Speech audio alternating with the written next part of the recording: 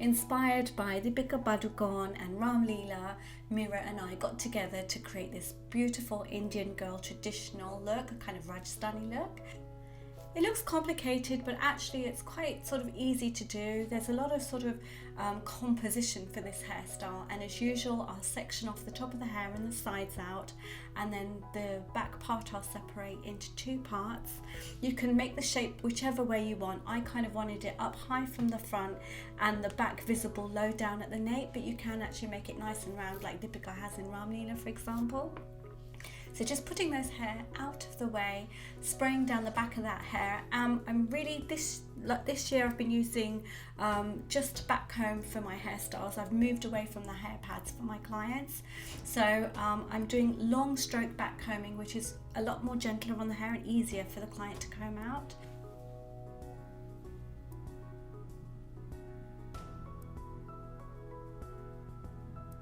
So doing all of that hair there, spraying it again, and then I'll gather it together and make a little roll shape. Because I wanted it to kind of hang out a little bit by the ears, just under the ears, I'm going for kind of a U-shaped long shape, but you can make this totally round if you want. You can make it up higher, just, you know, whatever you want to do really.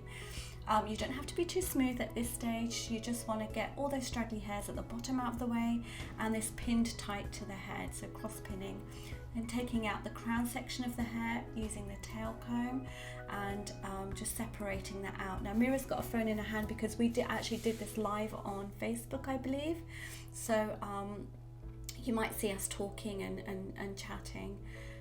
Gentle back comb again, just at the roots, and then smoothing down with a ball bristle brush, spraying, and then using my fingers to kind of create this S shape. Now you don't have to, you can go straight off the bun and make that a really smooth bun if you like, but me being me and me being very sort of about details, I would say. I like swirls and I like patterns within buns, so I couldn't just do a simple braid, rather a simple bun.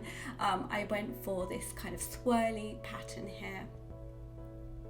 So just shaping that with my fingers, using clips and pins just to hold them in place, then spraying down, and then removing any pins that I don't need later on. I'm using a crimper just to get a bit more body. There was a very thin sliver of hair there and I wanted a bit more body. So just crimping that down and then back combing just gives a bit more grab and a bit more body and shape there. And you can see I've created a nice sort of dome effect there, just to give balance. So gathering that up and pinning that down. And don't be afraid to use a lot of pins. I say this all the time. I hear so many artists sort of talking about using very little pins and criticizing others for using pins.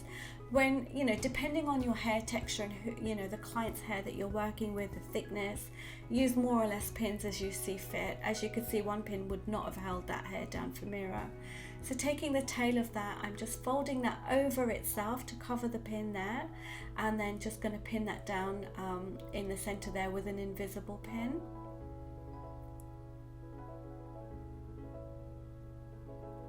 I literally just folded it over, and then using the tail to just curl around under that S shape, just incorporating it together. You can see the hairspray's dried and I've taken out that silver clip. Again, crimping it down. These are the Cryoless, what are they called? Cryoless crimpers. So taking the side bit down that I sectioned, and I'm going to pin that off to cover those pins that then took over the center. Just kind of bring it and merge it with the top part and that middle, that lower bun there at the middle. Do I make any sense today? Probably not. It's so hard to watch and try and get the message across to you as to what I'm doing while doing a voiceover and not screwing it up. So look how I've done this pin there. I've put the pin in and then I've twisted it under, and then I'm going to pin it through. And I take a few goes at doing this because I couldn't get a place where I could pin easily without affecting any of the other pins. So that's nice and comfortably in. Again, I'm going to back pin that because that pin would not have held by itself, especially when dancing is involved and when you're bhangra and you're dancing. You do want to have some, you know, really good grip to your hairstyle. And then just using a little invisible pin just to get a really nice shape there, and pin that under and around whichever way you want. You don't have to at all. I'd love to know if you actually try this hairstyle or a different variation of it. I would love to see that. And as always, if any of my hairstyles are useful to you, whether you're doing it for your career, I'd love to know.